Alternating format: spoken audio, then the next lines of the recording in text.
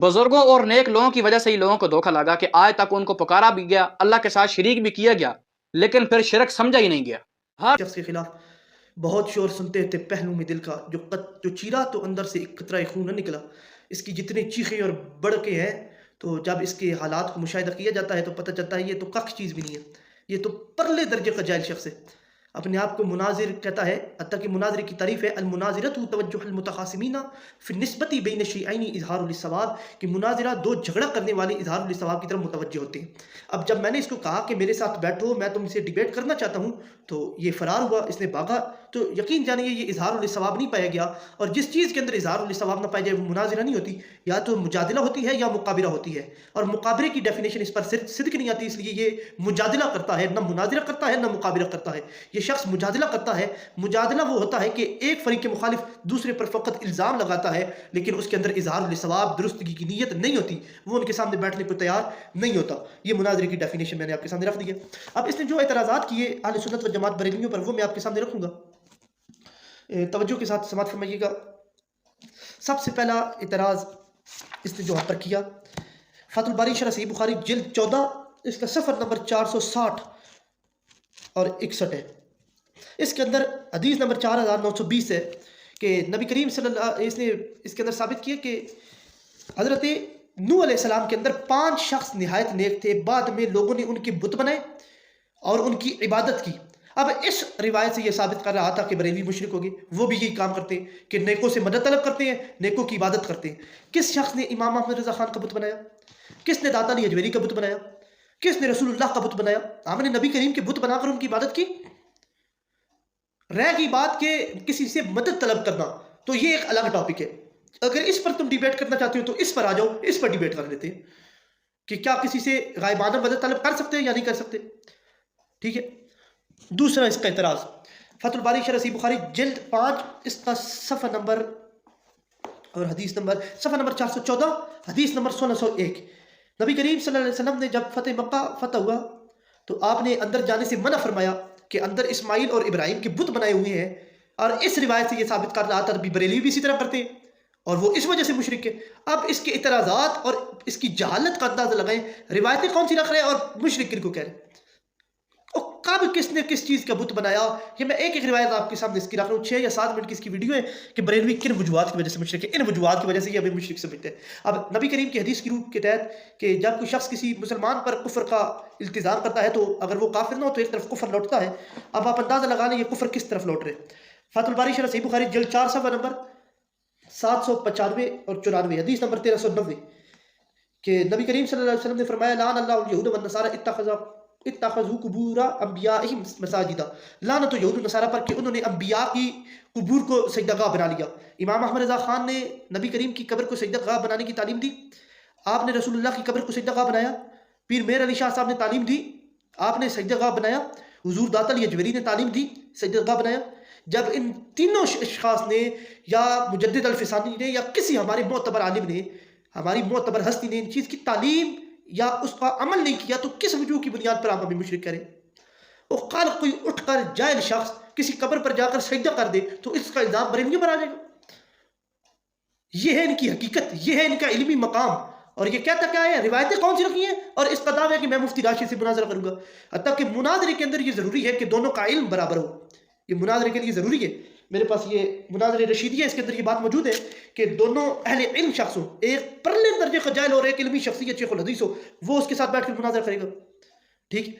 अब ये बाकी अपने उस वीडियो के अंदर साबित करा कि ये अंबिया से मदद तलब करते हैं, जबकि अंबिया इतने मुहताज हैं कि रोटी खुद नहीं खा सकते, उनको रोटी कोई नहीं दे सकता।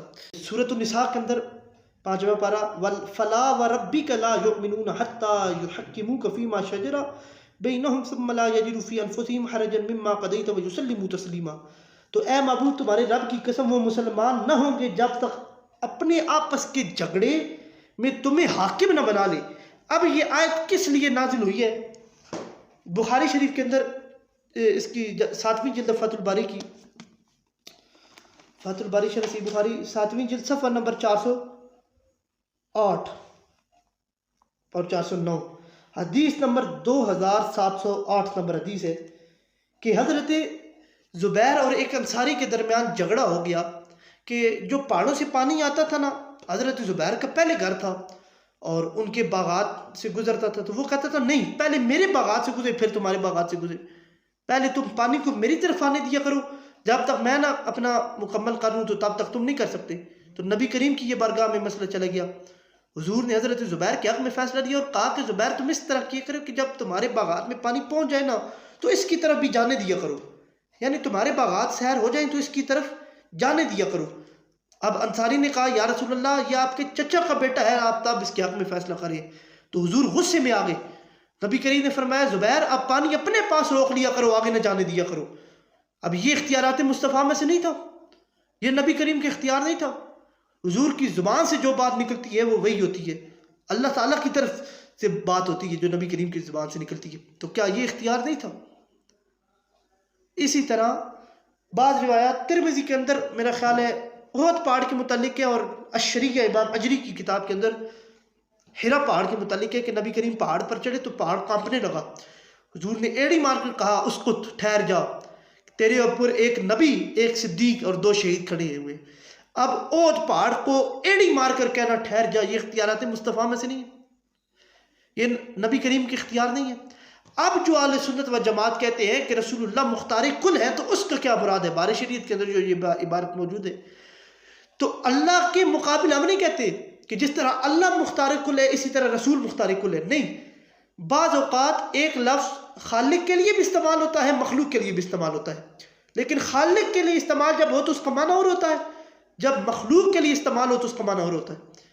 اب مختار کل جو ہم استعمال کرتے ہیں تو خالق کے لیے جب استعمال ہوگا تو ہر چیز کے اختیار ہوگا، اللہ کل شیء قدیر، ہر چیز پر اللہ قادر ہے، لیکن یہی مختار کل جب نبی کریم کے لیے ہم استعمال کریں گے تو اللہ کل شیء قدیر کی سبیل سے نہیں پھر استعمال ہوگا، پھر اس سے مخلوق میں باقی جتنے لوگ ہیں نبی کریم کا ان کے اعتبار سے، تمام کے اعتبار سے مختار کل ہونا مراد ہوگا، نہ کہ یہ مراد ہوگا کہ اللہ کے مقابل مختار کل ہے، جس طرح اللہ مختار کل اس طرح رسول مختار، اس طرح اہل سنت کا عقیدہ نہیں ہے، جو یہ بات کرے وہ غلط بات کرتا ہے۔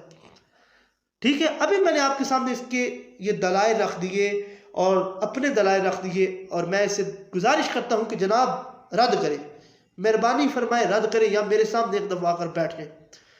یقین جانیں میں نے اس کو، میں اللہ کا شکر ادا کروں، میں کوئی بڑی چیز نہیں ہوں، ٹھیک ہے، لیکن یقین جانیں میں اس کو 2 منٹ نہیں آگے چلنے دوں گا جب یہ آگے آ کر سامنے بیٹھے گا۔ میں تو گزارش کروں آئیں، ایک دفعہ آئیں، میں نے میسیجز کیے، منتیں ترلے کیے، یہ ہم پر مشرک ہونے کا الزام لگا رہا ہے، یہ کوئی چھوٹی سی بات ہے؟ اصل میں ہمارا مسئلہ مسلک دیوبند اور غیر مقلدین وہابیوں کے ساتھ تھا، اب ملک کے امن کے خاطر ہم آپس میں چپ ہوئے ہوئے ہیں، ورنہ ہمارے اختلافات ضرور ہیں لیکن خاموش ہوئے ہوئے ہیں، کیوں؟ ملک کا امن باقی رہے۔ اب میں جو ادارے ہیں ان سے گزارش کرتا ہوں کہ دیکھیں یہ کیا کام کرے، انجینئر کیا کام کرے، اس نے وہ چشتی رسول اللہ پکڑا ہوا ہے اور ہمارے کھاتے میں ڈال دی جا رہے ہیں، اس نے وہ عبارتیں پکڑ کر ہمارے کھاتے میں ڈالی ہیں جو ہماری ہیں ہی نہیں، جو ہم پر فٹ ہی نہیں آتی۔ ان کی حالت دیکھیں، اللہ تعالیٰ سے دعا ہے اللہ تعالیٰ ہمیں سمجھنے کی توفیق عطا فرمائے، اللہ تعالیٰ ہمیں علماء حق کی اقتداء کرنے کی توفیق عطا فرمائے۔ وما علینا